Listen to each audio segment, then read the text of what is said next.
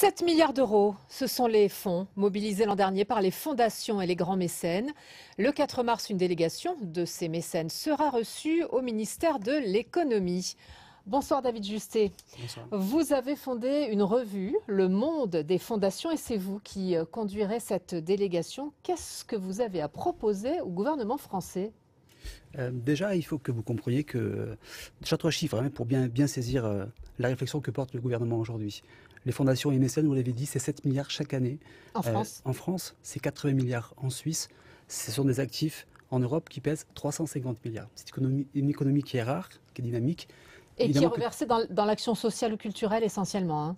Dans la santé surtout, la santé, le social, le sport, l'art et la culture. Alors qu'est-ce que vous allez proposer au gouvernement qui donc doit être intéressé ? Le gouvernement, qui me reçoit d'ailleurs demain à Paris au Palais de l'Élysée, est intéressé pour écouter ces fondations et ces mécènes.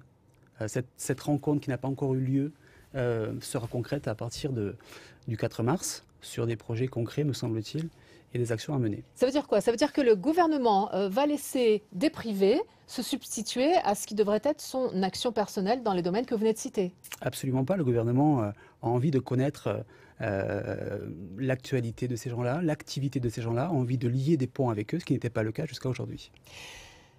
À quoi ça sert de faire du mécénat quand on est une grande entreprise ou quand on a beaucoup d'argent? Faire du mécénat, c'est mettre un pied dans la société, c'est porter des projets concrets, c'est être acteur de sa vie.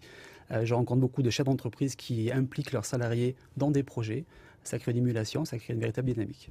On peut avoir un sentiment d'appartenance à l'entreprise, mais on peut aussi déduire des fonds des impôts, par exemple. Absolument, c'est la loi Yagon qui est l'une des meilleures lois en Europe sur ce sujet. Dans la région, quelques exemples?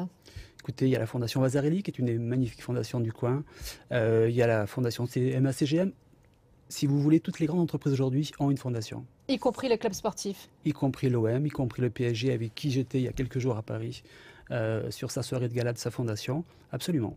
Vous avez, vous, fédéré à travers cette revue, qui est une très bonne idée, la communication finalement de ces mécènes. Est-ce que c'est comme ça qu'ils le ressentent et que vous leur vendez la participation à votre revue?